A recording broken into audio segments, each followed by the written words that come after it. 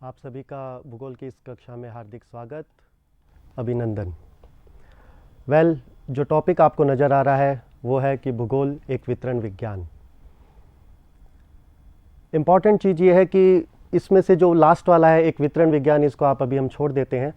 भूगोल न जाने ज़्यादा ना सही तो पिछले 2 महीने में कितनी बार आपने इस टॉपिक को, इस शब्द को सुना होगा, बोला होगा, लिखा होगा। आप अपने जब एडमिशन फॉर्म भर रहे थे उस समय एक सब्जेक्ट के रूप में आपने इसको लिखा, उसके बाद आपने कहा कि मुझे भूगोल विषय चाहिए, उसके बाद आप इस क्लास में आए, कई बार भूगोल के ऊपर चर्चा हुई। आज फिर से हम उसी भूगोल के बारे में एक चर्चा करना चाह रहे हैं और इस चर्चा का मुख्य मुद्दा ये है कि जो शब्द हम इतनी बार इस्तेमाल कर रहे हैं ये वास्तव में है क्या, आखिर ये भूगोल है क्या, इसी को हम जानना चाह रहे हैं आज इस क्लास के माध्यम से। तो इस क्लास का जो मुख्य उद्देश्य है वो है कि वास्तव में भूगोल क्या है, व्हाट इज़ ज्योग्राफी। आप में से कोई बता सकता है कि वास्तव में ये भूगोल क्या होता है? अगर मैं इस भूगोल के बारे में नेक्स्ट प्लीज़ चर्चा करूं आप लोगों के साथ तो बहुत सी चीज़ें निकल के सामने आती है। अगर मैं पूछूं व्हाट इज़ ज्योग्राफी तो कई सवाल, कई उत्तर मेरे सामने आएंगे। कुछ लोग कहेंगे कि पर्वतों, महासागरों, नदियों आदि का अध्ययन ही वास्तव में भूगोल है, और कुछ लोग ये कहेंगे कि पृथ्वी का वर्णन वास्तव में भूगोल है। देखिए, बहुत सी परिभाषाएं भूगोल की हो सकती है। हमारा मुख्य उद्देश्य भूगोल की परिभाषा को जानना नहीं है। मुख्य उद्देश्य केवल ये है कि इस भूगोल के पीछे छुपे हुए आधारभूत तत्वों को, जिससे ये भूगोल मिलके बना है या जो इस भूगोल को बेस देते हैं, उनको हमें समझना है। अगर हम वर्ड के रूप में देखा जाए तो भूगोल जो है वो 2 शब्दों से मिलकर बना हुआ है, जियो प्लस ग्राफी, जहाँ जियो शब्द का मतलब होता है पृथ्वी और ग्राफी का मतलब होता है वर्णन करना। तो एक सामान्य अर्थ पे यदि हम देखें तो भूगोल का मतलब हो जाएगा पृथ्वी का अध्ययन या पृथ्वी का वर्णन करने वाला विज्ञान, पृथ्वी और उसका वर्णन, और नेक्स्ट है पृथ्वी का अध्ययन या वर्णन करने वाला विज्ञान। अधिकांश लोग इसको इसी रूप से देखते हैं कि भूगोल वास्तव में पृथ्वी या उसका अध्ययन है। यदि हम यहाँ पर देखें तो एक पृथ्वी का डायग्राम बन रहा है और हमें ये लग रहा है कि इस पृथ्वी का अध्ययन करना ही भूगोल है, लेकिन ये एक बहुत बड़ा मिसकंसेप्शन है जिसे मैं इस क्लास के माध्यम से दूर करना चाहता हूँ। वास्तव में भूगोल पृथ्वी का अध्ययन नहीं है, या यूँ कहें कि अगर हम ये कहते हैं कि भूगोल पृथ्वी का अध्ययन है तो ये पूर्ण रूप से सत्य नहीं है। आप लोग जानते होंगे, यदि एक उदाहरण मैं आपके सामने रखना चाहता हूँ। मान लीजिए आप लोग बाज़ार गए और वहाँ से आप संतरे खरीदने गए। आप दुकानदार से कहते हैं कि मुझे संतरे चाहिए, क्या भाव है? वो कहता है 20 रुपये किलो है। तो आप कहते हैं ठीक है, ये लीजिए 20 रुपये और मुझे 1 किलो संतरे दे दीजिए। यदि वो दुकानदार आपको 1 किलो संतरे देने के बजाय 1 किलो संतरे के छिलके दे देता है, तो क्या आप उससे संतुष्ट हो जाएंगे कि नहीं, ये छिलके जो हैं यही संतरे हैं और आप उसको घर लेके आ जाएंगे? Is it okay? नहीं ना। तो ठीक उसी प्रकार भूगोल के अंदर पृथ्वी का अध्ययन नहीं किया जाता, वरन पृथ्वी तल अथवा धरातल का अध्ययन किया जाता है। जैसा कि आप देख भी रहे हैं, ये हमारी पृथ्वी है। अगर हम कहेंगे भूगोल में पृथ्वी का अध्ययन किया जाता है, इसका मतलब सारी की सारी पृथ्वी का अध्ययन हम इसमें शामिल करते हैं। लेकिन जैसा कि मैं कह रहा हूं कि हम पृथ्वी का अध्ययन न करके केवल इसकी जो बाहरी सतह है, केवल ये जो बाहरी हिस्सा है, इसी का अध्ययन हम भूगोल के अंतर्गत करते हैं। दिस वन,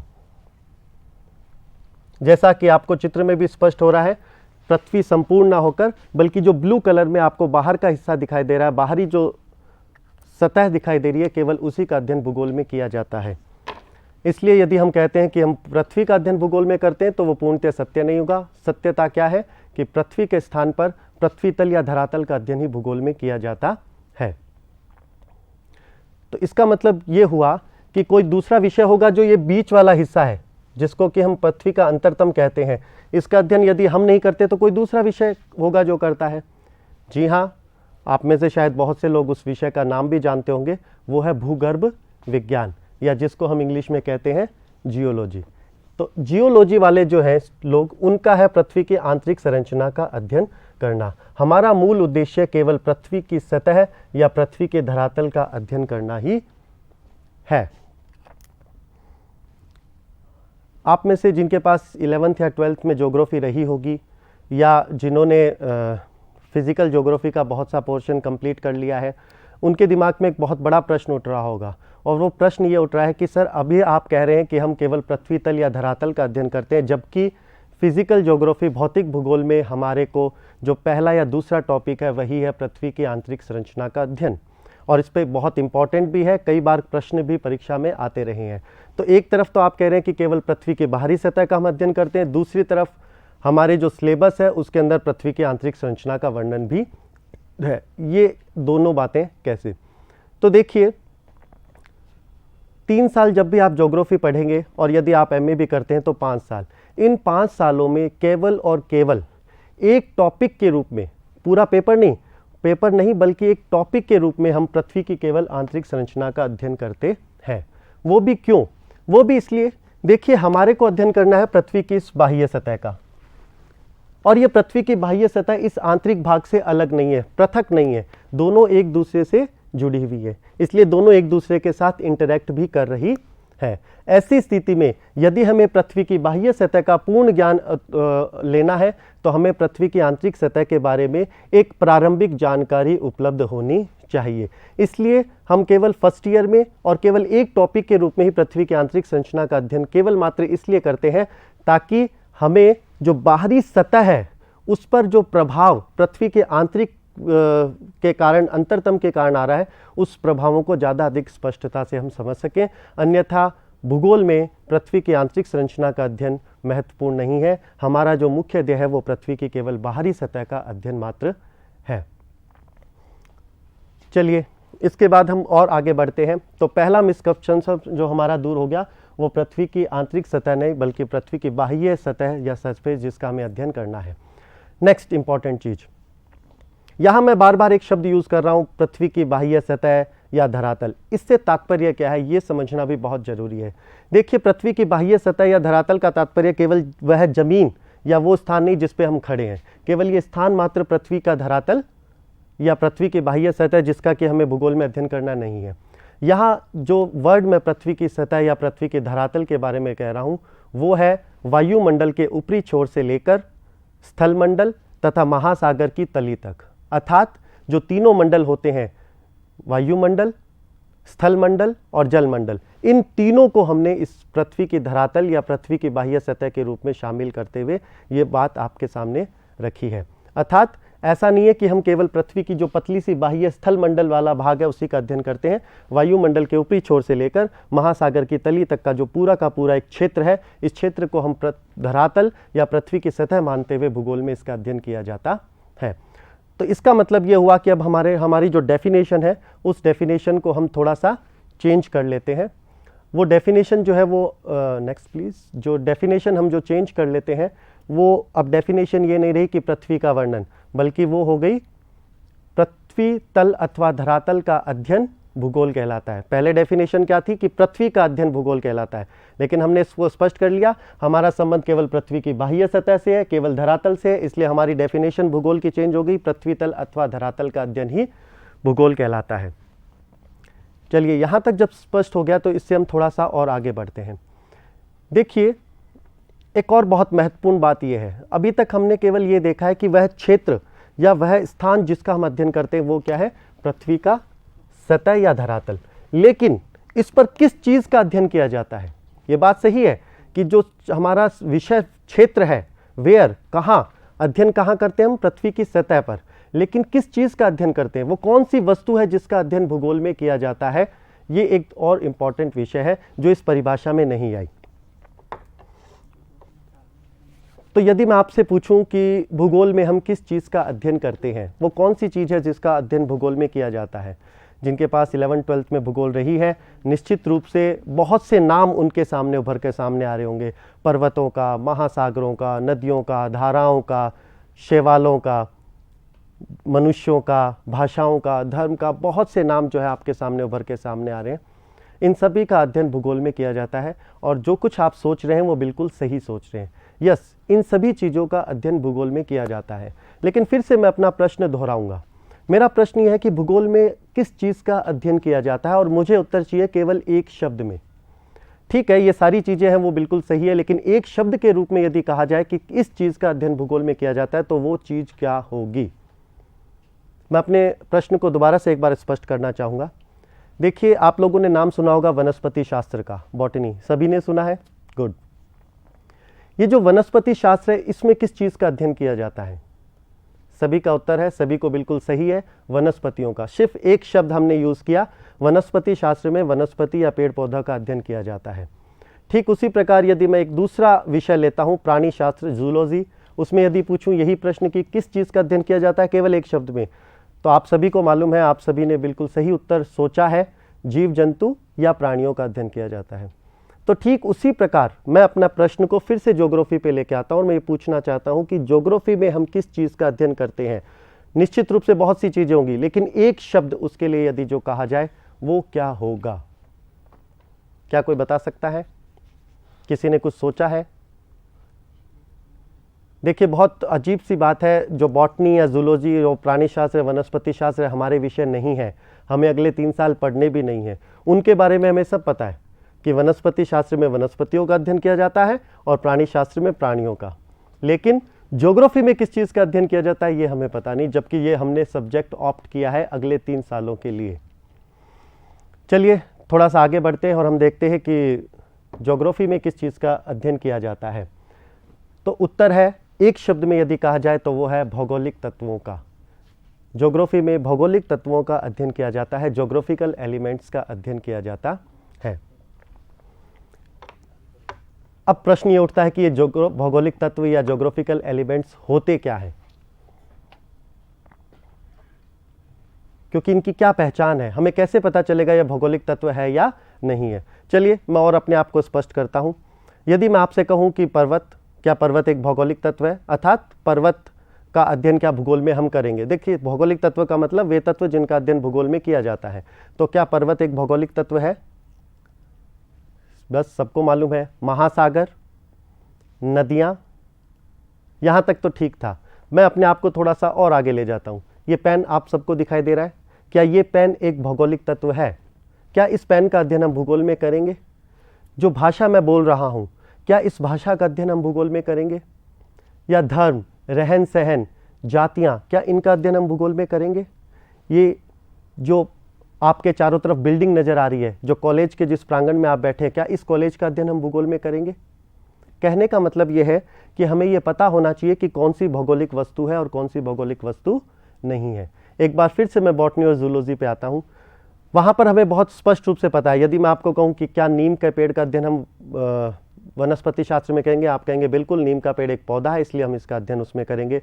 आपको खेजड़ी के बारे में पता है, बरगद के बारे में पता है, पीपल के बारे में पता है, लेकिन जो हमारा मूल विषय है उसी के बारे में हमें पता नहीं कि इसका अध्ययन क्या भूगोल में किया जाएगा या नहीं।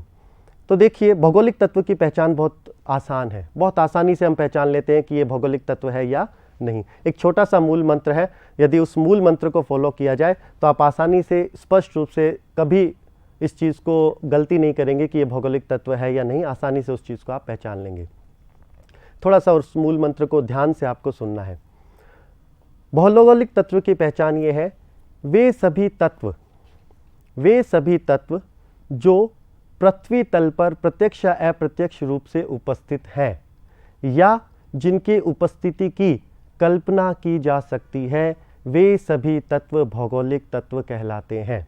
आई रिपीट, पृथ्वी तल अथवा धरातल पर स्थित समस्त तत्व जो प्रत्यक्ष या अप्रत्यक्ष रूप से पृथ्वी पर उपस्थित है अथवा जिनकी पृथ्वी पर उपस्थिति की कल्पना की जा सकती है, वे सभी तत्व भौगोलिक तत्व हैं।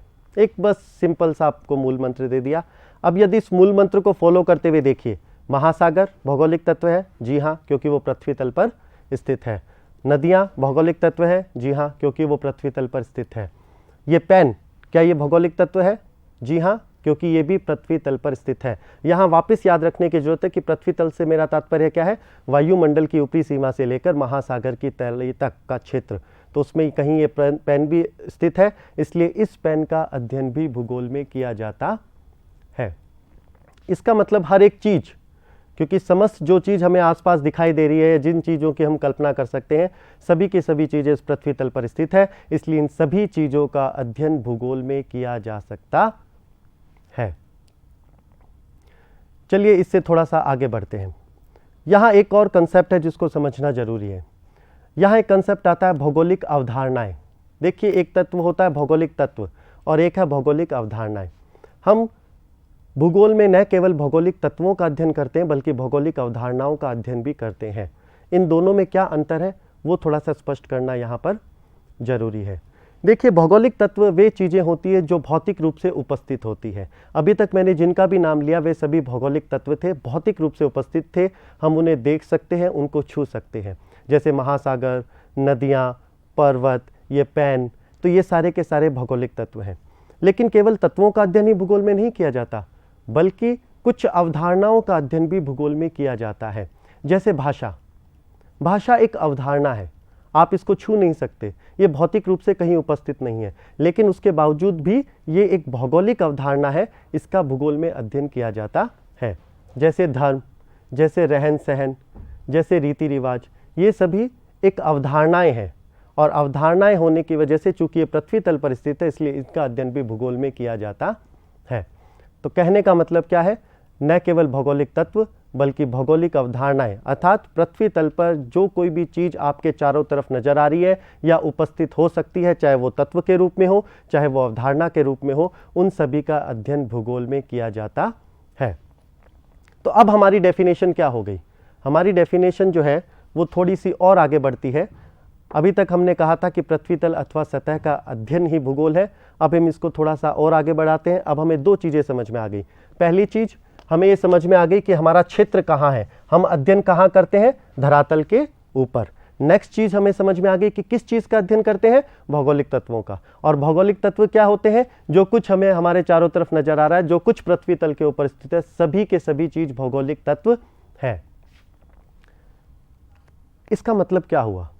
इसका मतलब ये हुआ कि जो नीम का पेड़ या कोई ऊंट, जो जानवर है या कोई वनस्पति है या बाकी दूसरी जो चीज़ें हैं, वो सभी के सभी भौगोलिक तत्व हैं और उनका अध्ययन भूगोल में किया जाता है। अब मैं जरा आपसे इस मूल मंत्र को अपनाते हुए पूछना चाहता हूं कि ये भौगोलिक तत्व वास्तव में कितने होंगे। थोड़ा इनकी संख्याओं का आप अंदाजा लगा के देखिए। क्या 1000 के आसपास होंगे ये भौगोलिक तत्व? मूल मंत्र क्या है उसको ध्यान में रखना। में मंत्र हमारा ये है कि वह चीज़ पृथ्वी के ऊपर स्थित होनी चाहिए। पृथ्वी के ऊपर जितनी भी चीज़ें स्थित है सब भौगोलिक तत्व है, सबका अध्ययन भूगोल में किया जाता है। तो इनकी संख्या कितनी होगी? क्या लगता है आपको? 1000 नहीं, लाख नहीं, करोड़ नहीं, तो अनंत? अनंत तो नहीं कह सकते, लेकिन नियर टू इनफाइनाइट, अनंत के नज़दीक। हर एक चीज़ पृथ्वी तल के ऊपर बहुत सी चीज़ें, 7 अरब से ज़्यादा तो केवल मनुष्य मात्र हैं। इसके अलावा जितने भी पक्षी हैं, प्राणी हैं, इसके जो मानव निर्मित वस्तुएं, ये सभी भौगोलिक तत्व हैं। तो इस कहने का मतलब भौगोलिक तत्वों की संख्या बहुत ज़्यादा है और उन सभी भौगोलिक तत्वों का अध्ययन भूगोल में किया जाता है किसी न किसी रूप में। चलिए, जब इतना सब कुछ हो गया तो मैं आपसे कुछ भौगोलिक तत्वों के बारे में जानकारी चाहता हूँ। Next please. कौन कौन से भौगोलिक तत्व हो सकते हैं, जरा सोचिए। पर्वत एक भौगोलिक तत्व है, बहुत बढ़िया। महासागर ये भी भौगोलिक तत्व है। नेक्स्ट, यातायात मार्ग ये भी भौगोलिक तत्व है। हाँ, बिल्कुल भौगोलिक तत्व है, क्योंकि कहाँ स्थित है? पृथ्वी के धरातल पर स्थित है। अधिवास, अधिवास का मतलब होता है ये जो बिल्डिंग्स हैं जहाँ पर हम रहते हैं, ये कॉलेज है, ये सारा का सारा सेटलमेंट, बिल्कुल ये भी भौगोलिक तत्व है। नदियाँ भौगोलिक तत्व हैं। और कौन कौन से भौगोलिक तत्व हो सकते हैं? जलवायु, यस, जलवायु भी एक भौगोलिक तत्व है, क्योंकि ये पृथ्वी के धरातल पर स्थित है। धरातल का मतलब वायुमंडल के ऊपरी सतह से लेकर महासागर की तली तक। तो जलवायु भी एक प्रकार का भौगोलिक तत्व है और इसका अध्ययन भूगोल में किया जाता है। और कोई भौगोलिक तत्व आपको ध्यान पड़ रहा है? परिवहन के साधन, बिल्कुल, चाहे वो रेल परिवहन हो, सड़क परिवहन हो, वायु परिवहन हो, जितने भी परिवहन के साधन हैं, truck, car, jeep, motorcycle, rail, aeroplane, ये सभी के सभी भौगोलिक तत्व हैं और इन सब का अध्ययन भूगोल में किया जाता है। और कौन कौन से भौगोलिक तत्व हो सकते हैं जिनको हम यहाँ पर थोड़ा सा देखना चाहेंगे? धर्म, धर्म भी एक भौगोलिक तत्व है। ये तत्व न होकर बल्कि क्या है? भौगोलिक अवधारणा। हम धर्म को छू नहीं सकते, लेकिन फिर भी ये एग्जिस्ट कर रही है यहाँ पर अवधारणा के रूप में और पृथ्वी तल पर स्थित है, इसलिए धर्म जो है उसका अध्ययन भी भूगोल में किया जाएगा। नेक्स्ट है बालू का स्तूप। बालू का स्तूप मतलब जो रेत के जो टीले होते हैं उनको भौगोलिक शब्दावली में बालू का स्तूप कहा जाता है। कल कारखाने निश्चित रूप से पृथ्वी तल पर स्थित हैं, इसलिए ये भी भौगोलिक तत्व हुए। उसके अलावा और कौन कौन से भौगोलिक तत्व हो सकते हैं? इसके अलावा और भी बहुत से भौगोलिक तत्व हैं, जैसे आपने भाषा जो मैं इस्तेमाल कर रहा हूँ, ये भी एक प्रकार का भौगोलिक तत्व है। इसके अतिरिक्त यदि आप देखें वर्षा, ये भी भौगोलिक तत्व है। पवने, ये भी भौगोलिक तत्व है। तो इस प्रकार बहुत सारे भौगोलिक तत्व आपके सामने स्थित हैं। ये तो कुछ ही भौगोलिक तत्व आपके हमने निकाले हैं। अगर देखा जाए तो मैंने आपको पहले ही कहा है भौगोलिक तत्वों की संख्या लगभग अनंत के नज़दीक है। इतने सारे भौगोलिक तत्व, और उन सब का अध्ययन किस में करना है? भूगोल में। कर लेंगे आप लोग? फर्स्ट ईयर है इसलिए पूछ रहा हूँ। इतने सारे असंख्य जो कुछ है सब भौगोलिक तत्व है, इसका अध्ययन भूगोल में करना है। क्या सोच रहे हैं?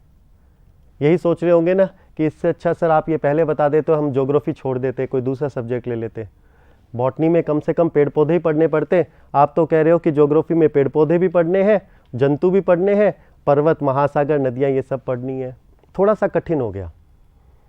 जब संख्या बहुत ज़्यादा हो जाती है, उसको मेंटेन करने में, उसको करने में कठिनाई होती है, तो हमें वर्गीकरण का सहारा लेना पड़ता है। आप लोग फर्स्ट ईयर के स्टूडेंट हैं, आप लोगों को पता होगा, आप लोगों को भी सेक्शंस में डिवाइड किया गया है क्योंकि आपकी संख्या बहुत ज़्यादा है। कुछ लोग ए सेक्शन के हैं, कुछ लोग बी सेक्शन के हैं, कुछ लोग सी सेक्शन के हैं।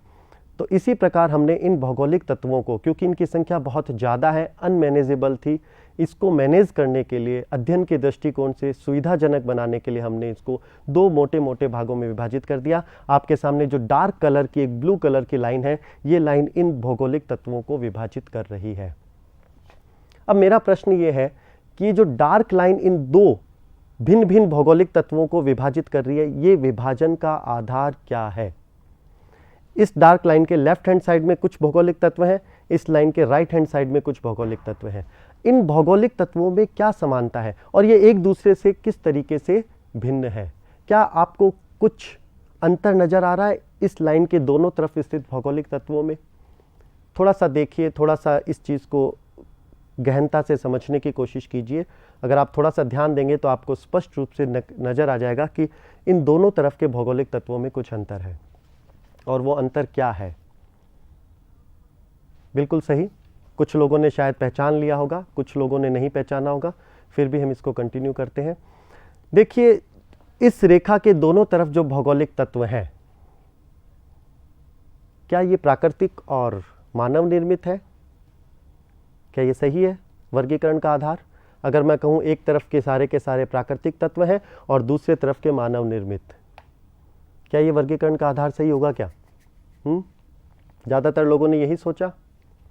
जी नहीं, ये वर्गीकरण का आधार सही नहीं होगा, क्योंकि आप देखिए जो दूसरी तरफ का है, जहाँ पर हमने धर्म को, भाषा को, यातायात के साधनों को शामिल किया, वहाँ दो और महत्वपूर्ण चीज़ें हमने शामिल की है, और वो है फसलें तथा खनिज।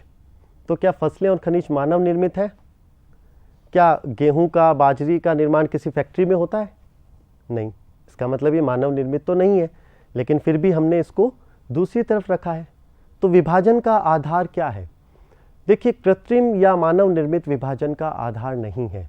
यहाँ जो इन भौगोलिक तत्वों को विभाजित किया गया है, वो विभाजन का आधार ये है, एक तरफ के भौगोलिक तत्व जो इस तरफ हैं, इन भौगोलिक तत्वों में जिसमें महासागर, नदियाँ वगैरह हैं, ये वे भौगोलिक तत्व हैं जिनके निर्माण या जिनके विकास में मानव और उसकी गतिविधियों की कोई भूमिका नहीं है। अगर सोचिए अगर मनुष्य इस पृथ्वी पर नहीं भी होता तो भी ये सारी की सारी चीज़ें यहाँ पर होती, महासागर भी होता, नदियाँ भी होती, आपके जो बालू का स्तूप है ये भी होते, पर्वत भी होते, पठार भी होती, जलवायु भी होती। मनुष्य पृथ्वी पर बहुत बाद में आया, उससे पहले भी ये सारी की सारी चीज़ें एग्जिस्ट कर रही हैं। इससे मतलब क्या निकला कि ये भौगोलिक तत्व वे भौगोलिक तत्व हैं जिनके विकास और जिनके परिवर्धन, जिनके निर्माण में मानव और उसकी गतिविधियों की कोई भूमिका नहीं है। सामान्य स्पष्ट शब्दों में, अगर मनुष्य पृथ्वी पर नहीं भी होता तो ये सारे के सारे तत्व होते। इसके विपरीत रेखा की दूसरी तरफ के जितने भी भौगोलिक तत्व हैं तो ये भी सारे भौगोलिक तत्व, लेकिन इनकी विशेषता क्या है कि इनके निर्माण में या तो इनको उत्पन्न करने में या इनके परिवर्धन में, इनके विकास में कहीं ना कहीं मानव और उसकी गतिविधियों की भूमिका रही है। यदि मनुष्य नहीं होता तो कम से कम ये सारे के सारे भौगोलिक तत्व नहीं होते। देखिए, भाषा मनुष्य ने विकसित की, यातायात के साधन मनुष्य ने विकसित की, सड़कें मनुष्य ने विकसित की, ये पेन मनुष्य ने विकसित किया। तो इसका मतलब ये एक दूसरे प्रकार के भौगोलिक तत्व हैं। यदि मनुष्य और उसकी गतिविधियां नहीं होती तो ये भौगोलिक तत्व नहीं होते। तो विभाजन का आधार प्राकृतिक या कृत्रिम नहीं है। विभाजन का आधार क्या है? मनुष्य और उसकी गतिविधियां। यदि मनुष्य और उसकी गतिविधियों से कोई भौगोलिक तत्व प्रभावित है तो उनको हम इस तरफ रखेंगे, और यदि प्रभावित नहीं है तो वो रेखा के दूसरी तरफ है। यहाँ दो इंपॉर्टेंट चीज़ मैं बताना चाहूँगा, फसल और खनिज। देखिए, फसल और ये जो खनिज, ये दोनों के दोनों प्रकृति के द्वारा प्रदत्त है, लेकिन क्या बिना मनुष्य के द्वारा फसलोत्पादन संभव था क्या? नहीं। इसका मतलब इनमें भी मानव और उसकी गतिविधियों की भूमिका है। खनिज वह प्राकृतिक तत्व होता है जो मानव के लिए उपयोगी हो। तो जब मनुष्य ही नहीं होगा तो वो प्राकृतिक तत्व तो हो सकता है, लेकिन क्या वो खनिज के रूप में होगा? नहीं। इसका मतलब खनिज भी इस श्रेणी में आएगा जहां मानव और उसकी गतिविधियों का प्रभाव स्पष्ट रूप से परिलक्षित होता है। तो हमने दो भागों में विभाजित कर दिया। इस वर्गीकरण को आधार लेते हुए भौगोलिक तत्वों को भी हम दो बड़े बड़े वर्गों में, दो मुख्य वर्गों में वर्गीकृत कर सकते हैं। ये दो प्रमुख वर्ग कौन कौन से हैं जरा वो हम देखते हैं। भौगोलिक तत्व या अवधारणाएं दो भागों में जिनमें हमने इसको वर्गीकृत किया है, वो वर्ग है भौतिक तत्व और दूसरी तरफ मानवीय तत्व। भौतिक तत्व कौन से हैं? भौतिक तत्व वे भौगोलिक तत्व हैं जिनके निर्माण और जिनके परिवर्धन में मानव और उसकी गतिविधियों की कोई भूमिका नहीं है। ये मनुष्य अगर पृथ्वी पर नहीं भी होता तो ये सारे के सारे तत्व विद्यमान होते। इसके दूसरी तरफ मानवीय तत्व या जिनको सांस्कृतिक तत्व भी बोलते हैं, कल्चरल एलिमेंट या ह्यूमन एलिमेंट, ये वे भौगोलिक तत्व होते हैं जिनके निर्माण में या जिनके परिवर्धन में मानव और उसकी गतिविधियों की भूमिका होती है।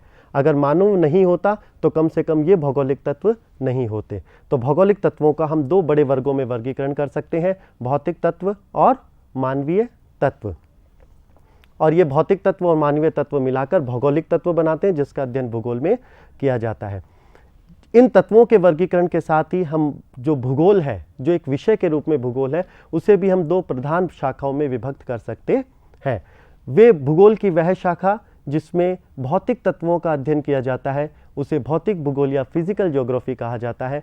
ठीक इसके विपरीत भूगोल की वह शाखा जिसमें मानवीय अथवा सांस्कृतिक तत्वों का अध्ययन किया जाता है उसे सांस्कृतिक भूगोल या ह्यूमन ज्योग्राफी के नाम से जाना जाता है।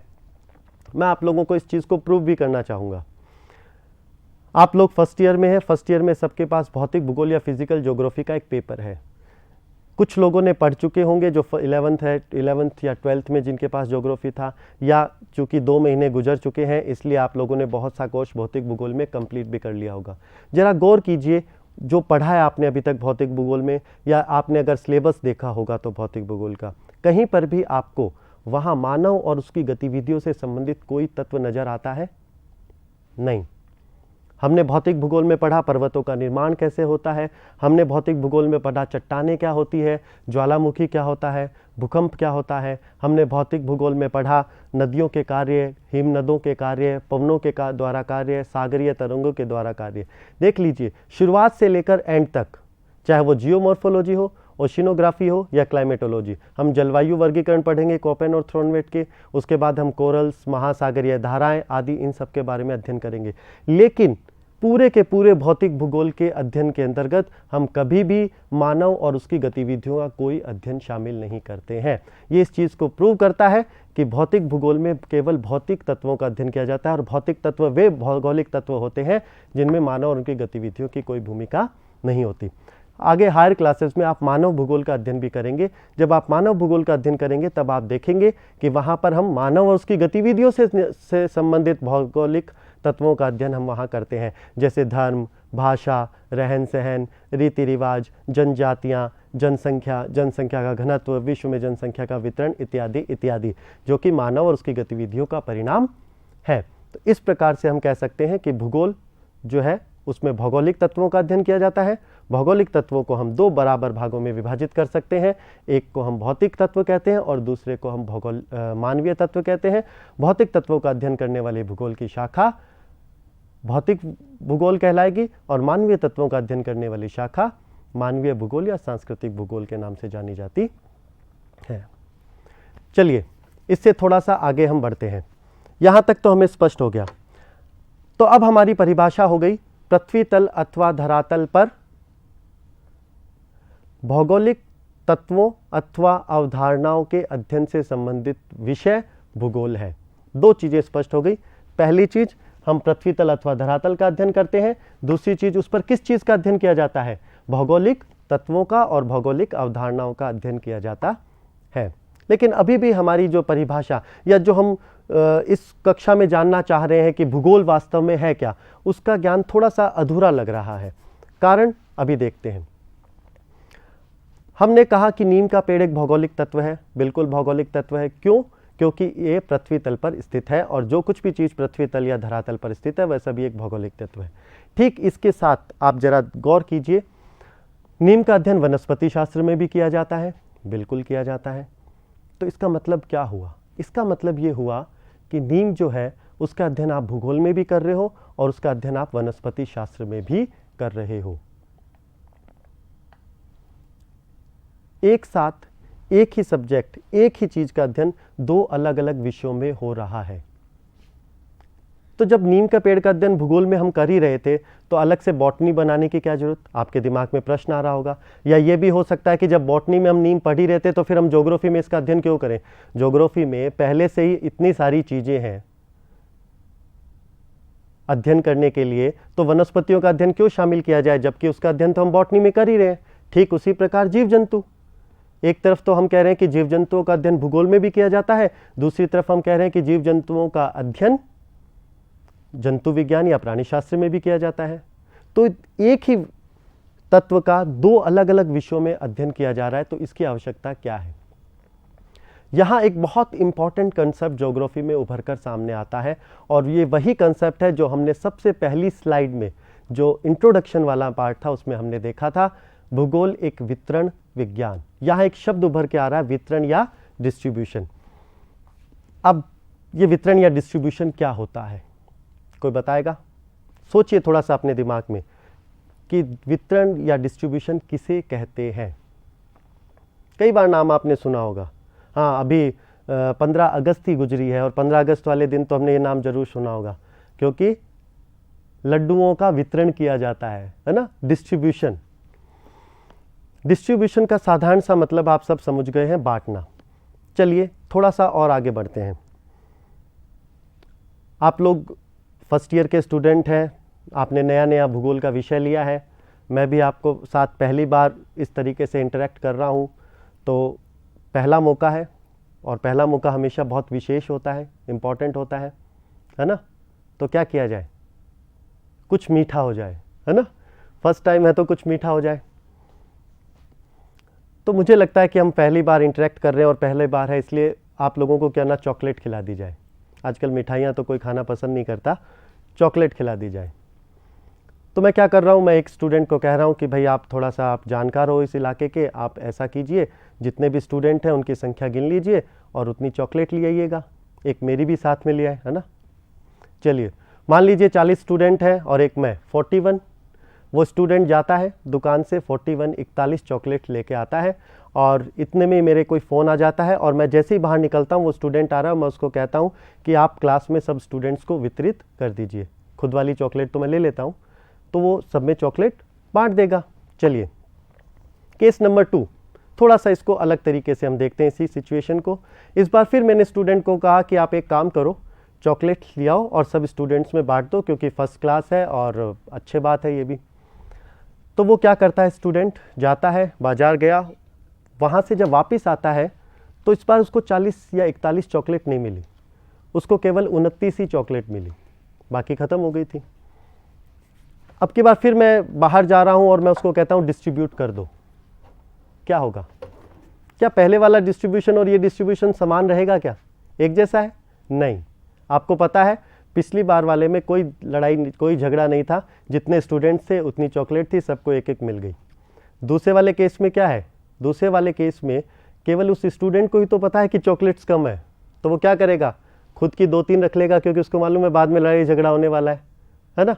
और अपने जो खास खास दोस्त हैं उनको एक एक पूरी दे देगा, बाकी वहाँ छोड़ के चला जाएगा कि जिसकी मर्जी है उठाओ। दूसरे वाले केस में हो क्या रहा है, दूसरे वाले केस में ये हो रहा है कि कुछ लोगों को बहुत ज़्यादा मिल रही है, कुछ लोगों को कम मिल रही है और कुछ लोगों को बिल्कुल भी नहीं मिल रही। तो क्या पहले वाला वितरण और जो दूसरे वाला वितरण है ये समान है? नहीं, दोनों अलग अलग है ना। तो वितरण भी देखिए 2 प्रकार का होता है। एक वितरण होता है समान वितरण, इवन डिस्ट्रीब्यूशन, और दूसरा वितरण होता है अनइवन डिस्ट्रीब्यूशन। 2 तरह के वितरण होते हैं, समान वितरण और असमान वितरण। दोनों का अर्थ आप आसानी से समझ गए। नहीं समझ में आया हो तो जरा चॉकलेट वाली बात याद रख लीजिएगा। यदि आपको चॉकलेट पूरी मिल गई समान वितरण है, और चॉकलेट नहीं मिली तो असमान वितरण है। अब एक प्रश्न मैं आपसे पूछ रहा हूं, प्रश्न बहुत बहुत बहुत ज़्यादा इंपॉर्टेंट है, इसलिए थोड़ा सा उसको गौर से सुनने की कोशिश कीजिए और कोशिश कीजिएगा उसका सही जवाब ढूंढने की। बहुत आसान सा प्रश्न है, ज़्यादा टफ नहीं है, लेकिन इंपॉर्टेंट बहुत है। और वो प्रश्न ये है, समस्त भौगोलिक तत्वों में से, समस्त भौगोलिक तत्व जब मैं कह रहा हूं तो सोचिए असंख्य, लगभग असंख्य, क्योंकि पृथ्वी तल पर जो भी चीजें स्थित है सब भौगोलिक तत्व हैं, हर एक चीज, चाहे वो तत्व के रूप में हो या अवधारणा के रूप में। अब मैं अपना प्रश्न दोबारा आपके सामने रख रहा हूं, समस्त भौगोलिक तत्वों में से केवल केवल और केवल मात्र एक ऐसे भौगोलिक तत्व का नाम आप मुझे बताएं जो इस पृथ्वी तल पर समान रूप से वितरित है। आई रिपीट माई क्वेश्चन, समस्त भौगोलिक तत्व जो पृथ्वी तल पर उपस्थित है उनमें से केवल मात्र एक तत्व का नाम आपको ऐसा बताना है जो पूरी पृथ्वी पर समान रूप से वितरित है। चलिए, इस प्रश्न से जुड़ी हुई एक इंफॉर्मेशन थी मेरे पास, वो इंफॉर्मेशन भी मैं आपके साथ शेयर कर लेता हूं। इंफॉर्मेशन यह है कि सुबह सुबह ही मेरे पास एक फ़ोन आया है, और फ़ोन आया है नोबेल प्राइज़ देने वाली कमेटी का। नोबेल प्राइज़ जानते हैं सभी, साइंस में सबसे महत्वपूर्ण, विश्व का सबसे महत्वपूर्ण जो प्राइज़ है वो है नोबेल प्राइज़। विज्ञान के क्षेत्र में महत्वपूर्ण उपलब्धियां करने वालों को हासिल होता है। 60-60, 70-70 साल लग जाते हैं उस नोबेल प्राइज़ को पाने के लिए। और उस कमेटी का मेरे पास सुबह फ़ोन आया था कि आप जा रहे हैं, बच्चों के साथ इंटरेक्ट कर रहे हैं, आपके स्टूडेंट बहुत बहुत ज़्यादा इंटेलिजेंट है, इसलिए उनसे ये प्रश्न पूछ लीजिएगा, और यदि वो इस प्रश्न का जवाब दे देते हैं तो हम बदले में इस छोटे से प्रश्न का जवाब देने मात्र पे ही उन्हें नोबेल प्राइज़ दे देंगे। तो थोड़ा सा वेटेज लगा ना क्वेश्चन पे। अब थोड़ा सा दिमाग ला लिए, क्योंकि अब ये सिर्फ एक क्लास से संबंधित सिंपल प्रश्न नहीं है, नोबेल प्राइज़ मिल सकता है। देख लीजिए प्रश्न क्या है, बहुत आसान, इतने सारे असंख्य, लगभग असंख्य भौगोलिक तत्व हैं, केवल एक मात्र भौगोलिक तत्व का नाम बताना है जो इस पृथ्वी तल पर समान रूप से वितरित है। बहुत से जवाब अचानक आपके दिमाग में आए होंगे, नोबेल प्राइज़ लेने की होड़ भी है कि कहीं कोई दूसरा ना ले ले। चलिए, कुछ जो आपके दिमाग में नाम आए हैं उन नामों पे हम चर्चा करते हैं। ज़्यादातर स्टूडेंट्स के दिमाग में नाम आया होगा वायु।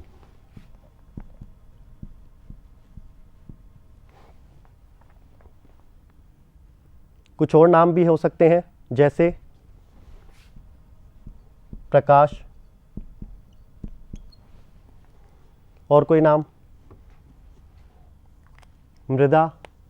कुछ लोगों के दिमाग में आया होगा मिट्टी, हर जगह होती है, समान रूप से वितरित होती है।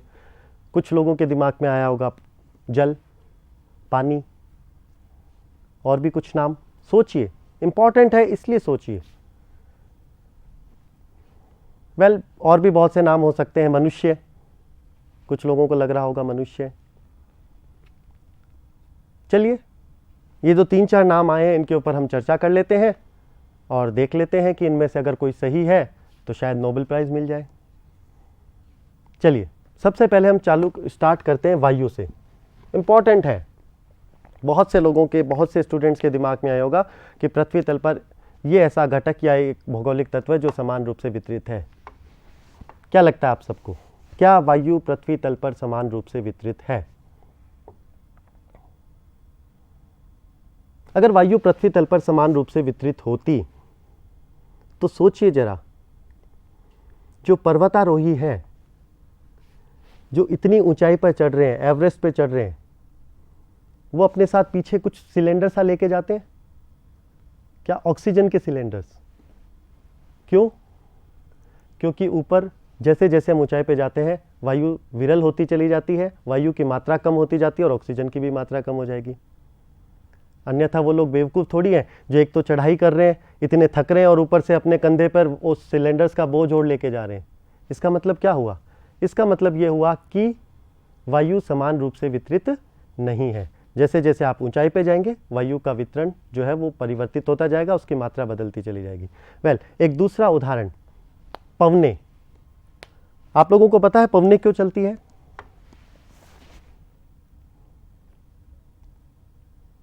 वायु दाब में अंतर की वजह से। उच्च वायु दाब से निम्न वायु दाब की ओर पवने चलती है। और ये वायु दाब क्या होता है? किसी इकाई क्षेत्र में पवनों की मात्रा, कितनी मात्रा में पवन है। अगर पवन ज़्यादा मात्रा में है तो वायु दाब अधिक होगा, कम मात्रा में तो वायु दाब कम होगा। तो इसका मतलब क्या हुआ? अगर पवनें चल रही हैं तो ये इस चीज़ को प्रूव करती हैं, ये इस चीज़ को स्पष्ट करती हैं कि संसार या विश्व या पृथ्वी की सतह पर वायु सभी जगह समान मात्रा में उपस्थित नहीं है, वायु का वितरण भी अलग अलग है। दूसरा था प्रकाश। क्या प्रकाश सभी जगह समान रूप से वितरित है? नहीं। अगर प्रकाश समान रूप से वितरित होता तो अलग अलग दिन और रात नहीं बनते। जब हम रात्रि के समय क्या पृथ्वी के धरातल पर सभी जगह रात्रि एक साथ आती है? हम जानते नहीं। आधा हिस्सा में रात होती है तो आधे हिस्से में दिन। जो दिन वाला हिस्सा होगा वहाँ प्रकाश ज़्यादा होगा, रात्रि वाले हिस्से में प्रकाश नहीं होगा। तो पृथ्वी तल पर प्रकाश भी समान रूप से वितरित नहीं है।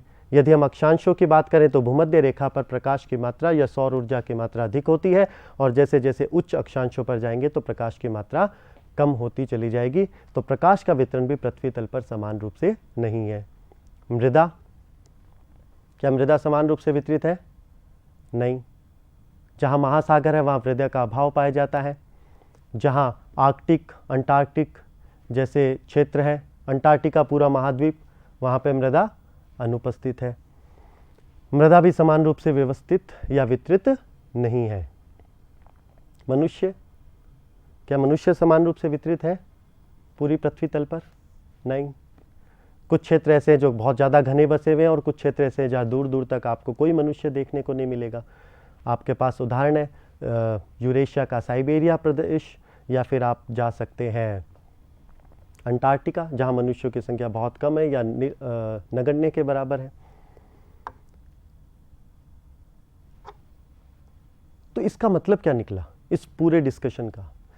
इसका मतलब ये निकला कि पृथ्वी तल पर कोई भी भौगोलिक तत्व ऐसा नहीं है जो समान रूप से वितरित हो। इन असंख्य भौगोलिक तत्वों में एक गुण समान रूप से पाया जाता है और वो है असमान वितरण का। कोई भी तत्व समान रूप से वितरित नहीं है। और बड़े मजे की बात है, इसी असमान वितरण ने भूगोल को जन्म दिया है। जरा सोचिए, अगर पृथ्वी तल पर सभी चीजें समान रूप से वितरित होती तो अलग अलग सब्जेक्ट तो हो सकते थे, बॉटनी हो सकता था, जूलॉजी हो सकता था, केवल एक सब्जेक्ट नहीं होता और वो होता भूगोल। यदि सोचिए राजस्थान में सभी जगह समान रूप से फसलें उत्पन्न होती, एक ही प्रकार की फसल सभी जगह समान रूप से उत्पन्न होती, तो क्या भूगोल में यह प्रश्न आता राजस्थान की प्रमुख फसलों का वर्णन कीजिए? अरे भाई, जब सब जगह समान रूप से एक ही फसल उत्पन्न हो रही है तो प्रमुख फसलों का तो सवाल ही नहीं उत्पन्न होता। क्या यह प्रश्न आता भारत के प्रमुख खनिज कौन कौन से हैं, जबकि सभी जगह समान एक ही तरह का खनिज उत्पन्न होता पूरे विश्व में, पूरे धरातल पर? नहीं। देखिए, वितरण में ये जो असमानता है, इसी असमानता ने भूगोल को जन्म दिया है। और वास्तव में भूगोल में हम क्या करते हैं? वही प्रश्न जो हम पहले स्टार्ट कर रहे थे, वो प्रश्न क्या था कि नीम के पेड़ का अध्ययन वनस्पति शास्त्र में भी किया जाता है और नीम के पेड़ का अध्ययन भूगोल में भी किया जाता है। देखिए, वनस्पति शास्त्र वाले जो नीम के पेड़ का अध्ययन कर रहे हैं वो उसके आंतरिक हिस्से का, उससे ज़्यादा स्पेसिफिक उसका अध्ययन कर रहे हैं। उसका जाइलम कैसा है, फ्लोएम कैसा है, बीज कौन सा है, कौन से कुल से संबंधित है। हम सब उसका अध्ययन नहीं कर रहे। हम नीम के पेड़ का किस रूप में अध्ययन कर रहे हैं? उसके वितरण का, किस पूरी पृथ्वी के ऊपर वो जो नीम का पेड़ है वो किस प्रकार से वितरित है। और हम जानते हैं ये वितरण कैसा है, हमेशा असमान, क्योंकि पृथ्वी पर ऐसी कोई चीज है ही नहीं जो समान रूप से वितरित हो, हर चीज असमान रूप से वितरित है। तो हमारा मुख्य उद्देश्य क्या है? इस असमान वितरण का अध्ययन करना, कि वे कौन से क्षेत्र हैं जहाँ नीम के पेड़ ज़्यादा हैं, वे कौन से क्षेत्र हैं जहाँ नीम के पेड़ कम है, और वो कौन से क्षेत्र हैं जहाँ नीम के पेड़ अनुपस्थित है। ये केवल एक उदाहरण मात्र है, हर चीज पर यह चीज लागू होती है। हर भौगोलिक तत्व के वितरण से संबंधित पक्ष का अध्ययन भूगोल में किया जाता है। इसका मतलब हर भौगोलिक तत्व का दो जगह अध्ययन होता है, एक तो उसके मूल विषय में जहां उसका विशिष्ट रूप से अध्ययन किया जाता है, और एक दूसरा भूगोल में। और हम केवल कौन से पक्ष का अध्ययन करते हैं? उसके वितरण संबंधी पक्ष में, कहाँ ज्यादा वितरण है, कहाँ कम वितरण है, और कहाँ वो अनुपस्थित है। जैसे मैंने एक भौगोलिक तत्व बताया था आपको, आर्थिक क्रियाएं भौगोलिक तत्व है, बिल्कुल है, क्योंकि पृथ्वी तल पर स्थित है। आर्थिक क्रियाएं प्राथमिक, द्वितीयक, तृतीयक जो भी है, इनका अध्ययन अर्थशास्त्र में भी किया जाता है, इकोनॉमिक्स में, और इन्हीं का अध्ययन हम भूगोल में भी करते हैं। भूगोल में भी एक शाखा होती है इकोनॉमिक ज्योग्राफी, आर्थिक भूगोल, उसमें इन्हीं आर्थिक क्रियाओं का अध्ययन किया जाता है। लेकिन हमारा मूल उद्देश्य क्या है? हमारा मूल उद्देश्य है कि पृथ्वी पर उनका वितरण, हम ये देखना चाहते हैं कि पृथ्वी की सतह पर, इस धरातल पर कौन सी आर्थिक क्रियाएं कहाँ अधिक रूप से पाई जाती है, प्राथमिक आर्थिक क्रियाएं कहाँ ज़्यादा केंद्रित है, कहाँ द्वितीयक है, कहाँ तृतीयक है। तो इस प्रकार वितरण का जो अध्ययन है, इस वितरण का अध्ययन भूगोल में किया जाता है। अर्थात भूगोल वितरण के अध्ययन से संबंधित विज्ञान है। हमारा मूल उद्देश्य वितरण का अध्ययन करना है। तो कहने का मतलब ये हुआ कि भूगोल में अन्य सभी विषय कहीं न कहीं किसी न किसी रूप से शामिल है, और उन सभी अन्य सभी विषयों में कहीं न कहीं किसी न किसी रूप से भूगोल भी शामिल है। एक पक्ष जो वितरण का पक्ष होता है वो हम भूगोल उसको डील करती है, भूगोल उससे संबंधित है। थोड़ा सा आगे और बढ़ते हैं। तो अब हमें तीन चीजें समझ में आ गई। पहली चीज, भूगोल में पृथ्वी तल का अध्ययन किया जाता है। दूसरी चीज, भूगोल में भौगोलिक तत्वों का उस पृथ्वी तल के ऊपर अध्ययन किया जाता है। और तीसरी चीज, भौगोलिक तत्वों के वितरण का भूगोल में अध्ययन किया जाता है। तीन इंपॉर्टेंट चीज, भौगोलिक तत्वों के वितरण का पृथ्वी तल के ऊपर अध्ययन करना ही भूगोल कहलाता है। थोड़ा सा इसको और आगे हम बढ़ते हैं। जब इतना हम समझ चुके हैं, थोड़ी सी चीजें और है जिसको हम यहाँ पर डिस्कस करना चाहते हैं भूगोल के दृष्टिकोण से। देखिए, वितरण जो होता है ये भी दो प्रकार का होता है। एक तो हमने देखा था समान वितरण और असमान वितरण, वो तो उनकी मात्रा के आधार पर है। एक और दूसरा वितरण होता है, वो आपके सामने लिखा हुआ है, स्थानिक वितरण और कालिक वितरण।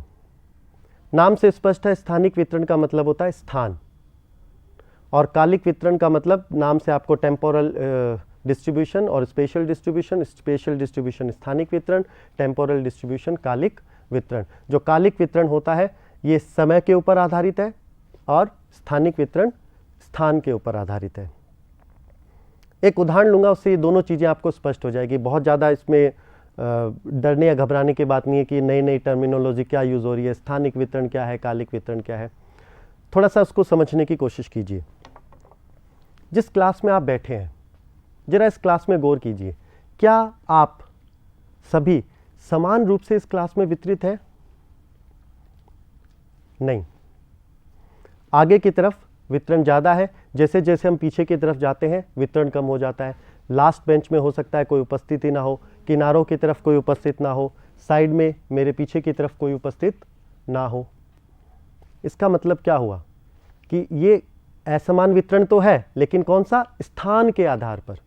किसी एक स्थान पर वितरण ज़्यादा, दूसरे स्थान पर वितरण कम, तीसरे स्थान पर वितरण अनुपस्थित। तो स्थान जहां पर महत्व हो रहा है तो उसे हम स्थानिक वितरण कहते हैं। इसी उदाहरण को दूसरे तरीके से देखें। क्लास प्रारंभ होने से पहले इस कक्ष में स्टूडेंट्स का वितरण क्या वही था जो अभी है? नहीं। उस समय स्टूडेंट्स कम होंगे या नहीं थे, अभी स्टूडेंट्स की संख्या ज़्यादा है, और जैसे ही क्लास खत्म हो जाएगी उसके बाद फिर से वितरण चेंज हो जाएगा। तो अब की बार क्या किया हमने? स्थान वही है, अब हम किस आधार पर देख रहे हैं? समय के आधार पर, कि पहले समय कैसा था, अब और बाद में क्या स्थिति होगी। तो वितरण भी दो तरीके से होते हैं। असमान वितरण भी दो रूपों में हो सकता है, स्थानों के आधार पर और समय या काल के आधार पर। एक बहुत अच्छा उदाहरण हम जनसंख्या से ले सकते हैं, जिसके द्वारा ये स्पष्ट हो जाएगा कि स्थानिक वितरण से मेरा तात्पर्य क्या है और कालिक वितरण से मेरा तात्पर्य क्या है। एक टर्म यूज होती है जनसंख्या में, जनसंख्या घनत्व। आप सभी को मालूम होगा, बहुत से बार प्रश्न आते रहते हैं। जिनके पास ज्योग्राफी थी 11th-12th में, या ज्योग्राफी नहीं भी होगी तो उससे पहले आपने सोशल स्टडी वगैरह पढ़ी थी, उसमें यह प्रश्न बहुत सी बार आता है और वो प्रश्न होता है जनसंख्या घनत्व। जनसंख्या घनत्व के बारे में ये जनसंख्या घनत्व बार बार प्रश्न है। राजस्थान के जनसंख्या घनत्व को स्पष्ट कीजिए। 2011 में राजस्थान के जनसंख्या घनत्व की व्याख्या कीजिए। ये जनसंख्या घनत्व किस तरह का वितरण है? क्या राजस्थान में सभी जगह जनसंख्या समान रूप से वितरित है? नहीं, समान रूप से वितरित नहीं है। तो ये जो जनसंख्या घनत्व का कंसेप्ट है, ये वास्तव में एक स्थानिक वितरण को प्रदर्शित करता है। इसमें हम क्या करते हैं, समय हमने फिक्स कर लिया 2011, और उसके बाद भिन्न भिन्न स्थानों का हम अध्ययन करेंगे। चूरू का जनसंख्या घनत्व, जयपुर का जनसंख्या घनत्व, अलवर का जनसंख्या घनत्व, भरतपुर का जनसंख्या घनत्व, करौली का जनसंख्या घनत्व। तो इसका मतलब क्या हुआ, हम कौन सा अध्ययन कर रहे हैं? स्थानिक वितरण का अध्ययन कर रहे हैं। इस समय हम क्या कर रहे हैं? स्थानिक वितरण, स्थानों पे देख रहे हैं कि इस स्थान पे जनसंख्या घनत्व कैसा है, इस स्थान पे कैसा, इस स्थान पर कैसा और इस स्थान पे कैसा। अर्थात ये किस भूगोल का कौन सा पक्ष हुआ? स्थानिक वितरण से संबंधित पक्ष। देखिए, ज्यादातर लोगों का यह मानना है कि भूगोल केवल स्थानों का अध्ययन करता है। भूगोल जो है वो केवल स्पेशल डिस्ट्रीब्यूशन से संबंधित विज्ञान है, जबकि असल में ऐसा नहीं है। हम केवल स्थानों से संबंधित नहीं है, हम समय के आधार पर भी अध्ययन करते हैं। लोगों का कहना है, या ज़्यादातर कुछ लोग ऐसे मानते भी हैं, कि समय जो आधारित अध्ययन जो है वो इतिहास का विषय है, भूगोल का केवल स्थान विशेष से है। जबकि एक दूसरा उदाहरण है, वो इस चीज़ को स्पष्ट कर देता है कि हम कालिक वितरणों का अध्ययन भी करते हैं, अर्थात समय के आधार पर। और वो भी मैं जनसंख्या से ही उस चीज़ को उठाना चाह रहा हूँ, और वो पक्ष है जनसंख्या वृद्धि दर। नाम सुना है सभी ने, पॉपुलेशन ग्रोथ रेट। ज्योग्राफी में बहुत आता है, बहुत सी बार प्रश्न आते रहते हैं। अगर अभी तक नहीं आएगा तो निश्चित रूप से आगे वाली क्लासेस में जरूर ये प्रश्न आने वाला है। भारत की जनसंख्या वृद्धि दर को स्पष्ट कीजिए। राजस्थान की जनसंख्या वृद्धि दर की स्थिति को स्पष्ट करते हुए इसके प्रमुख विशेषताओं का वर्णन कीजिए। तो यहाँ पर हम क्या कर रहे हैं, जनसंख्या वृद्धि दर राजस्थान। अब हमने क्या किया इस प्रकार के वितरण में, हमने राजस्थान फिक्स कर लिया। राजस्थान हमारा स्थान हमने फिक्स कर लिया, स्थान क्या हो गया, राजस्थान। और अब हम आधार किसको मान रहे हैं, समय को। क्या है, 1991 में जनसंख्या वृद्धि दर कितनी थी, 2001 में जनसंख्या वृद्धि दर कितनी है, 2011 में कितनी है और 2021 में कितनी होगी। तो ये अध्ययन किस प्रकार का हो गया, कालिक का अध्ययन। तो अब हमें स्पष्ट हो गया कि, और चूंकि इन दोनों का ही हम अध्ययन भूगोल में करते हैं, बहुत सी बार प्रश्न आता रहता है। जनसंख्या वृद्धि दर से संबंधित भी प्रश्न आता है और जनसंख्या घनत्व से संबंधित भी आता है। तो स्पष्ट है कि भूगोल में असमान वितरणों का अध्ययन किया जाता है, और यह असमान वितरण भी दो तरीके से हो सकती है। वितरण की जो असमानता है दो रूपों में स्पष्ट हो सकती है, स्थानों के आधार पर और काल के आधार पर, स्थानिक वितरण और कालिक वितरण। और इन दोनों का अध्ययन ही भूगोल में किया जाता है। तो अब हमारी फाइनल डेफिनेशन बनकर क्या उभर कर सामने आई, कुछ 4 कंपोनेंट हमें मिल गए। उन 4 कंपोनेंट को समझिए। पहली चीज हमने क्या देखा था, भूगोल पृथ्वी का अध्ययन नहीं है, बल्कि पृथ्वी तल अथवा धरातल का अध्ययन है, पहली चीज। दूसरी चीज, भूगोल में किस चीज का अध्ययन किया जाता है, भूगोल में यदि एक शब्द में कहा जाए तो भौगोलिक तत्वों अथवा भौगोलिक अवधारणाओं का अध्ययन किया जाता है। भौगोलिक तत्व और भौगोलिक अवधारणा स्पष्ट हो गई। अब कोई कंफ्यूजन नहीं है। अगर मैं कहूं कि ये पेन या ये डस्टर भौगोलिक तत्व है, जो मेरा मूल मंत्र था, पृथ्वी तल पर स्थित है, बिल्कुल अगर पृथ्वी तल पर स्थित है तो हाँ, इसका अध्ययन भी भूगोल में किया जाता है। आप हायर क्लासेस में जाके देखेंगे, भूगोल की बहुत सी ब्रांचेज ऐसी हैं जो आपको लग रहा होगा भूगोल से इसका क्या संबंध। जैसे पॉलिटिकल ज्योग्राफी, पॉलिटिकल साइंस है एक सब्जेक्ट, लेकिन राजनीतिक संस्थाओं का अध्ययन हम भी करते हैं, पॉलिटिकल ज्योग्राफी।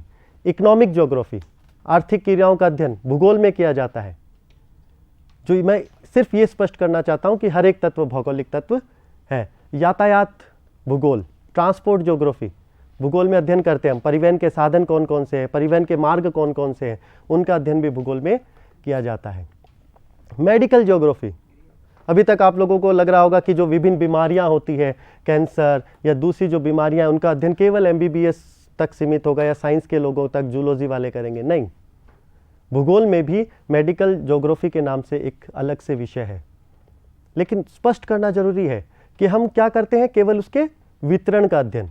जैसे कैंसर, तो हम इस पे अध्ययन कर सकते हैं, एक भौगोलिक अध्ययन हो सकता है कि राजस्थान में कौन से क्षेत्र ऐसे हैं जहाँ कैंसर का रोग अधिक है, जहाँ उनकी वितरण या डेंसिटी अधिक है, कौन से क्षेत्र हैं जहाँ कम है, कौन से क्षेत्र हैं जहाँ कैंसर अनुपस्थित है। तो इस प्रकार का जो वितरण संबंधित अध्ययन है वो भूगोल में किया जाता है। जू जियोलॉजी, जू जियोग्राफी, जिसमें हम जंतु भूगोल, जिसमें हम जंतुओं का अध्ययन करते हैं। फाइटोजियोग्राफी, वनस्पतियों का अध्ययन भूगोल से संबंधित, मुख्य रूप से उसका वितरण। कहने का मतलब क्या है कि भूगोल में प्रत्येक भौगोलिक तत्व का अध्ययन किया जाता है, और जो कुछ हमारे सामने सभी भौगोलिक तत्व हैं। तीसरी इंपॉर्टेंट चीज़ जो हमने आज की इस क्लास से सीखी, और वो ये है कि भूगोल में भौगोलिक तत्व के हर पक्ष का अध्ययन नहीं किया जाता, हम केवल उसके वितरण पक्ष का अध्ययन करते हैं। और ये जो वितरण पक्ष है ये दो रूपों में हो सकता है, स्थानों के आधार पर और समय या काल के आधार पर, और इन दोनों ही प्रकार के वितरणों का अध्ययन भूगोल में किया जाता है। तीन इंपॉर्टेंट चीजें आ गई। तो इस प्रकार से हमारी जो डेफिनेशन, फाइनल डेफिनेशन उभर कर सामने आई, वो फाइनल डेफिनेशन क्या है? फाइनल डेफिनेशन है भूगोल एक वितरण विज्ञान है, और इस डेफिनेशन में होगा पृथ्वी तल अथवा धरातल पर स्थित समस्त भौगोलिक तत्वों अथवा अवधारणाओं के स्थानिक एवं कालिक वितरणों का वैज्ञानिक अध्ययन भूगोल कहलाता है। तो ये जो चारों चीजें थी ये हमारी परिभाषा में सामने आ गई हैं। ये है वास्तव में भूगोल। यहाँ एक टर्म और आया है, वैज्ञानिक अध्ययन। लास्ट में जाते हुए सिर्फ इस वैज्ञानिक अध्ययन वाले टर्म को हम स्पष्ट करना चाहेंगे।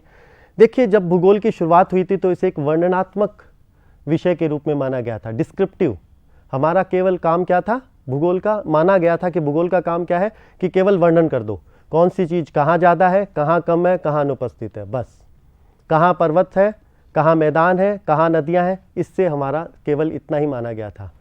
लेकिन धीरे धीरे धीरे धीरे एक साइंस के रूप में विकसित होते हुए हमने ये पाया कि केवल वर्णन करने मात्र से यह विषय समाज को कुछ योगदान नहीं दे सकता। इसलिए अब भूगोल के स्वरूप में परिवर्तन हुआ है। हम केवल एक वर्णनात्मक भूगोल नहीं रह गए, केवल वर्णन करना मात्र नहीं है, बल्कि अब हम उसका वैज्ञानिक दृष्टिकोण से अध्ययन करते हैं।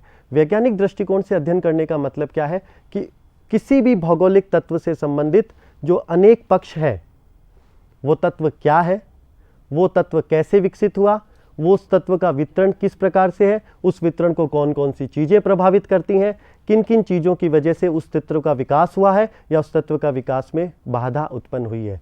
जैसे एक उदाहरण, पर्वत। अब हमारा उद्देश्य केवल ये बताना नहीं है कि राजस्थान या भारत में कहाँ पर्वत श्रृंखला है और कहाँ पर्वत श्रृंखलाएं नहीं है। भूगोल इससे आगे निकल गया। अब हम वैज्ञानिक दृष्टिकोण से अध्ययन करते हैं। हमें केवल यही बताना उचित नहीं है कि कहाँ है, बल्कि हम ये भी देखते हैं कि वहाँ पर्वतों की उत्पत्ति क्यों हुई, क्या कारण रहे कि पर्वतों का विकास वहाँ हुए, और यदि पर्वतों का विकास हुआ तो कौन कौन से कारक उसके लिए जिम्मेदार है, कौन कौन सा उसका प्रभाव उस भौगोलिक तत्व या उन पर्वतों पे किन किन बाकी तत्वों का प्रभाव पड़ रहा है, इसका अध्ययन भी भूगोल में किया जाता है। तो अंत में मैं वाइंड अप करते हुए अपनी इस क्लास को एक लास्ट चीज़ आपके सामने शेयर करना चाहता हूँ। देखिए, इस क्लास का मकसद क्या रहा? इस क्लास का मकसद कोई बहुत बड़ी परिभाषा आपके सामने रखनी नहीं थी। परिभाषाएं बहुत सी बुक्स में अलग अलग तरीके का है। मेरा मकसद केवल इतना मात्र ये था कि आपको मैं ये बता सकूं कि आखिर ये भूगोल है क्या, कौन से तत्व हैं जिनका हमें इसमें अध्ययन करना है, कौन से तत्व हैं जिनका हम इसमें अध्ययन नहीं करते हैं, इसका अध्ययन कहाँ किया जाता है। कुछ बहुत से छोटे छोटे सवाल हैं जो शायद हमें कहीं किसी किताब में ना मिलते हों, उनका उत्तर ढूंढने की हमने यहाँ पर कोशिश की। लास्ट में दो तीन चीज़ें जो है वो हमने सीखी इस क्लास के द्वारा कि पृथ्वी का अध्ययन ना होकर पृथ्वी तल का अध्ययन है, भौगोलिक तत्व जो भी चीज़ें हमारे सामने है सब भौगोलिक तत्व है, और सबका अध्ययन भूगोल में किया जाता है। वैज्ञानिक दृष्टिकोण से अध्ययन करते हैं, और हमारा मुख्य संबंध किससे है? केवल और केवल वितरण से संबंधित है। देखिए, ये प्रश्न ये क्लास बहुत इम्पॉर्टेंट इस दृष्टिकोण से भी है कि आप सब ज्योग्राफी के स्टूडेंट हो, इसलिए आपको पता होना चाहिए कि वास्तव में भूगोल क्या है। हो सकता है किसी एग्जामिनेशन में ये प्रश्न नहीं आएगा कि भूगोल क्या है, लेकिन फिर भी हमें पता होना चाहिए कि अगले 3 साल हम जिस विषय को पढ़ने जा रहे हैं वो विषय वास्तव में है क्या। 2 केस मैं आपके सामने रख रहा हूं जो इस आज के पूरे लेक्चर को आपके सामने रखेंगे कि इस लेक्चर की ज़रूरत कहाँ आ गई आपको। आप मान लीजिए कहीं गांव से आ रहे हैं, किसी दूसरे शहर से कॉलेज में पढ़ने आते हैं, आप अपनी बस में बैठे हैं, आपके पास वाली सीट में एक बुजुर्ग व्यक्ति आके बैठ गए। वो बुजुर्ग व्यक्ति आपसे बातचीत करनी उन्होंने प्रारंभ कर दी। वो पूछते हैं अच्छा क्या नाम है, कहाँ से आए हो, क्या करते हो। आप कहते हो मैं कॉलेज का स्टूडेंट हूँ। अब चूंकि वो बेचारा कॉलेज कभी गया नहीं, उसको लगता है कॉलेज का मतलब बहुत अच्छा, तो कहते हैं वाह बहुत अच्छी बात है, आप बड़े गर्वान्वित महसूस करते हो अपने आप को। वो कहते हैं क्या पढ़ते हो बेटा कॉलेज में। आप कहते हो साहब मैं ज्योग्राफी पढ़ता हूँ, मैं हिस्ट्री पढ़ता हूँ, मैं ये पढ़ता हूँ। तो और अपने आप को गौरवान्वित महसूस करते हो कि आई एम समथिंग स्पेशल, मैं कुछ स्पेशल हूँ। तभी वो एक प्रश्न पूछ लेता है आपसे, और जो एक आपने अपना महिमा मंडन बना रखा था ये सब बिखर जाता है, और प्रश्न पूछा जाता है कि ये भूगोल क्या होता है। एक दूसरा केस, आप बहुत अच्छी तैयारी कर रहे हैं ज्योग्राफी के साथ, कुछ उच्च पद पे जाने के प्रयासरत हैं। भारत का सबसे प्रतिष्ठित और सबसे बड़ा जो प्रशासनिक पद माना जाता है इंडियन एडमिनिस्ट्रेटिव सर्विस, मान लीजिए आप उसके साक्षात्कार के लिए वहाँ गए। जो सामने यूपीएससी में अध्यक्ष महोदय बैठे हैं वो आपका बायोडाटा देख रहे हैं। अच्छा आपने ज्योग्राफी से बीए किया है, आप बड़े खुश होते हो कि अच्छा चलो अच्छा है, अब तो जो भी पूछेंगे मैं बता दूंगा कि पर्वतों का निर्माण कैसे होता है, मैं बता दूंगा कि महासागरीय धाराएं किस तरीके से बनती है, मैं बता दूंगा कि कोरल्स क्या होते हैं। लेकिन वो ये सब नहीं पूछता, सिर्फ एक प्रश्न पूछता है कि अच्छा चलिए बताइए ये भूगोल क्या होता है। वहाँ पर आज की ये क्लास आपका कहीं ना कहीं साथ देगी। मेरा उद्देश्य मात्र केवल ये था कि एक विषय को स्पष्ट नहीं करना, मेरा उद्देश्य ये था कि एक भूगोल के रूप में जो 3 साल या आगे अगर आप एमए भी करेंगे 5 साल तक जो चीज़ आप पढ़ने जा रहे हैं वो वास्तव में है क्या, उसका आधार क्या है, उसे स्पष्ट करना। और मुझे लगता है कि शायद मैं अपने इस उद्देश्य में कहीं ना कहीं किसी न किसी रूप से कामयाब रहा हूँगा। धन्यवाद।